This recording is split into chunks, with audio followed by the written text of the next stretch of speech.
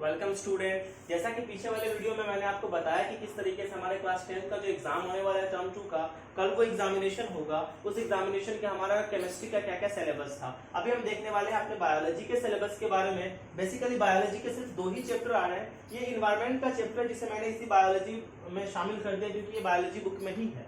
आगे हम डिस्कशन करें, पहला जो चैप्टर होगा हमारा वो बायोलॉजी का 8th चैप्टर होगा, यानी कि एनसीईआरटी बुक का हमारा 8th चैप्टर होगा। ये बायोलॉजी का जो चैप्टर है वो कहता है कि हाउ टू ऑर्गेनिजम्स रिप्रोड्यूस, यानी कि हमारा जो रिप्रोडक्शन चैप्टर, आप इसको एज सिंपल समझ सकते हैं कि ये जो रिप्रोडक्शन चैप्टर होगा हमारा ना, इसी का एग्जामिनेशन होना है। इसके जब हम अगर सिलेबस की बात करें तो पहला जो टॉपिक होगा हमारा वो ये है कि reproduction in animals and plants, asexual and sexual. मतलब हमें ये देखना है, बेसिक चीज जो हमें ये देखना है कि रिप्रोडक्शन क्या होता है, वो एनिमल्स में और प्लांट्स में कैसे वेरी करता है। फिर हमें देखना है कि एसेक्सुअल रिप्रोडक्शन किसको कहते हैं और सेक्सुअल रिप्रोडक्शन क्या होता है। किस तरीके से रिप्रोडक्टिव हेल्थ जो होता है ना वो जरूरी है, और उसके जो मेथड है फैमिली प्लानिंग के, उसके बारे में हमें पढ़ना है। मतलब बेसिक समझाता चलूं मैं आपको तो बता दूं कि हमें ये पढ़ना है कि एक्चुअली जाइगोट फॉर्मेशन क्या होता है सेक्सुअल रिप्रोडक्शन में, जब हम एनिमल्स की बात करेंगे या जब हम प्लांट्स की बात करेंगे तो हमें पढ़ना है कि किस तरीके से परागन यानी पोलिनेशन होता है, उसमें किस तरीके से सेल्फ पोलिनेशन होता है, किस तरीके से क्रॉस पोलिनेशन होता है,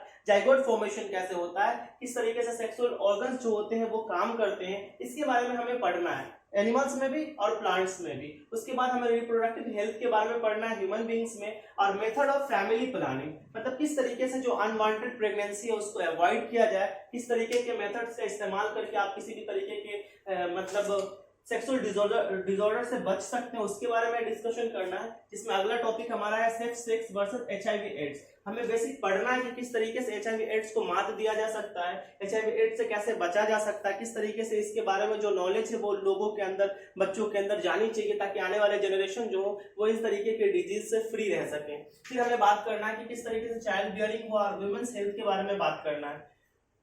ये सारी चीजें ना डिस्कशन होगी। तो आप ना बेसिकली जब इस चैप्टर के बारे में जब पढ़ोगे ना तो आप इसके जो कुछ मेथड्स है, कुछ क्वेश्चंस है, उसके बारे में डिस्कशन करोगे। आप ना बेसिक डिस्कशन करोगे, जाइगोट फॉर्मेशन के बारे में डिस्कशन करोगे, और मेल और फीमेल जो रिप्रोडक्टिव ऑर्गन्स है उसके बारे में डिस्कशन करोगे, स्पर्म सेल्स और ओवम सेल्स के बारे में डिटेलिंग में पढ़ोगे। जो मेथड है फैमिली प्लानिंग की, जो कॉन्ट्रासेप्टिव पिल्स है, जो एंटी प्रेगनेंसी पिल्स है, जो निरोध के बारे में पढ़ना है, उन सब के बारे में आप डिस्कशन करोगे। कॉपर्टी के बारे में पढ़ना, उसके बारे में पढ़ोगे। इंट्रायूटेरियन जितने भी डिवाइसेज है उन सब के बारे में पढ़ोगे, क्योंकि इसमें बहुत ज्यादा सवाल आते हैं। कभी कभी सवाल एमटीपी से, मेडिकल टर्मिनेशन ऑफ प्रेगनेंसी, जिसे आम भाषा में एबॉर्शन कहते हैं, उससे भी आते हैं, तो आप उसको भी पढ़ोगे।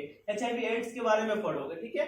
तो अब जो दूसरा चैप्टर हमारा बायोलॉजी का होगा वो हेरिडिटी और इवोल्यूशन होगा। ये बहुत फेमस चैप्टर है, बहुत ही आसानी से इसको समझा भी जा सकता है अगर आपने इसको पढ़ा होगा। चूंकि वक्त नहीं है तो फिलहाल अभी हम ये देखें कि इसमें बेसिकली हमें क्या पढ़ना चाहिए था। हमें पढ़ना चाहिए अनुवांशिक गुणों के बारे में, हेरिडिटी के बारे में, कि किस तरीके से अनुवांशिक लक्षण एक से दूसरे जनरेशन में ट्रांसफर होते हैं।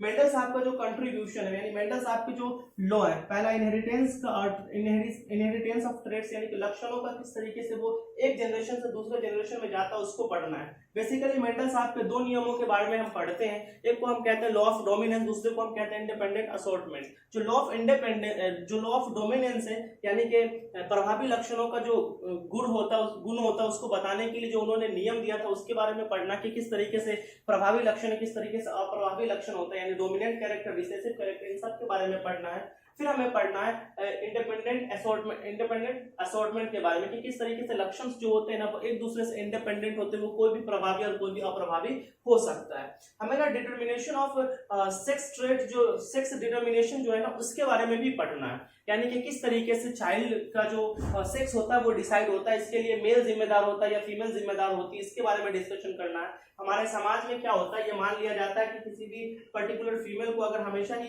लड़की पैदा हो रही तो उसके लिए उस फीमेल को हमेशा जिम्मेदार माना जाता है। तो हमें इसको पूरी डिटेलिंग में समझना है कि इसके लिए वो जिम्मेदार नहीं होती, बल्कि इसके बहुत सारे रीजंस काम करते हैं। इसके लिए बेसिकली मेल जो पर्सन होता है, मेल के जो सेक्स क्रोमोसोम होते हैं, उसके जो दोनों एलील होते हैं, एक्स एलील होता है, दूसरा वाई एलील होता है। कौन सा एलील ना फीमेल के एक्स एलील के साथ काम करता है, उसी के हिसाब से कौन इसके साथ ज्वाइंट होता है, कौन इसके साथ जुड़ता है, कौन इसके साथ फर्टिलाइज होता है, किस तरीके से लक्षण डिसाइड होते हैं, किस तरीके से सेक्स डिसाइड होता है, उसके बारे में पढ़ना। पूरी डिटेलिंग से पढ़नी चाहिए आपको, क्योंकि ये टॉपिक बहुत ज्यादा इंपॉर्टेंट रहता है हमेशा ही।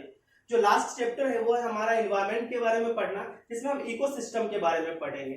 हम ये पढ़ेंगे कि किस तरीके से बहुत सारे बायोडिग्रेडेबल और नॉन बायोडिग्रेडेबल यानी कि किस तरीके से जैविक और अजैविक पदार्थ मिलकर के, अजैविक तत्व मिलकर के किस तरीके से एक पूरे इकोसिस्टम का फॉर्मेशन करते हैं। एनवायरमेंटल प्रॉब्लम्स क्या है, किस तरीके से पॉल्यूशन जो है वो बहुत ज्यादा इश्यूज क्रिएट करते हैं, चाहे वो एयर पॉल्यूशन हो, वाटर पॉल्यूशन हो, उसके बाद सॉइल पॉल्यूशन हो, नॉइज पॉल्यूशन हो, ये सारी चीजें किस तरीके से ओजोन जो है उसका क्षय हो रहा है, किस तरीके से ओजोन के लेयर के अंदर छेद होने की वजह से, क्षय होने की वजह से, उनके खत्म होने की वजह से किस तरीके से इश्यूज बढ़ रहे हैं, किस तरीके से अल्ट्रावायलेट रेडिएशंस को रोका नहीं जा सकता, इन सब चीजों के बारे में डिस्कशन करना है। वाटर जो वेस्ट प्रोडक्ट्स जो है और उसके ना किसी तरीके से उसको सॉल्यूशन उसका निकाला जाए, मतलब RRR का इस्तेमाल करके कैसे ज्यादा से ज्यादा चीजों को ना दोबारा इस्तेमाल किया जा सके, किस तरीके से रीयूज किया जा सके, रिसाइकिल किया जा सके, इन सब के बारे में पढ़ना है। फिर हमें पढ़ना है जैविक और अजैविक पदार्थों के बारे में, और इनका ना मतलब ये सारे जो सब्सटेंसेस है वो कैसे काम करते हैं उनके बारे में डिस्कशन करना है। तो ये ब्रीफली हमें पढ़ना है, और इन सब के बारे में छोटी छोटी जो मतलब टॉपिक्स हैं उन सब के बारे में थोड़ी डिटेल पढ़नी है। आपको ज्यादा से ज्यादा पॉल्यूशन के बारे में पढ़ना चाहिए, आपको ये जो सेक्स डिटर्मिनेशन जो हमने बताया उसके बारे में पढ़ना चाहिए, मेंडल्स के जो दोनों लॉ है जिसमें उन्होंने मतलब क्रॉस करवाया उसके बारे में पढ़ना चाहिए, F1 जनरेशन क्रॉस, इन सब के बारे में पढ़ना चाहिए आपको। उसके बाद जो ऑर्गेनिजम्स रिप्रोड्यूस करते हैं उन सब के बारे में, रिप्रोडक्शन की जो मतलब बेसिक टर्म्स हैं उन सब के बारे में पढ़ना चाहिए, और आपको पढ़ना चाहिए सेफ सेक्स के बारे में। उसके बाद फैमिली प्लानिंग के बारे में आपको अच्छे से पढ़ना चाहिए, जो इंट्रायूटेरिन डिवाइसेस है जिसका इस्तेमाल किया जाता है प्रेगनेंसी प्रिवेंट करने के लिए, उन सब चीजों के बारे में भी डिटेलिंग पढ़ना चाहिए। आप अगर इसको पढ़ोगे तो बहुत ज्यादा अच्छा होगा। Thank you.